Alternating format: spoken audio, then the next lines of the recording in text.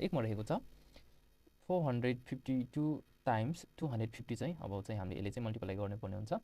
2 0 0 5 0 0 4 0 0 अब चाहिँ फेरि तल इन्टु राख्छौँ अब कति हुन्छ भने 5 दुना 10 हात लाग्यो 1 5 5 25 1 26 हात लाग्यो 2 5 चौको 20 20 मा 2 22 फेरि पनि हाम्रो दुईटा इन्टु राख्छौँ अब 5 को पालो सेटि त्यही भएर अब चाहिँ 2 को पालो 2 दुना 4 5 दुना 10 हात लाग्यो 1 4 दुना 8 1 9 हुन्छ अब यसलाई चाहिँ हामीले टोटल गर्ने हुन्छ 0 0 को 0 6 4 10 हात लाग्यो 1 2 1 3 9 10 11 हाम्रो एन्सर चाहिँ 113000 चाहिँ एन्सर हुन्छ त्यसै गरी ख नम्बरमा 5 5 0 0 4 0 0 8 0 0 क्रस अनि 3 5 15 हात लाग्यो 1 3 चौको 12 1 13 हात लाग्यो 1 8 3 24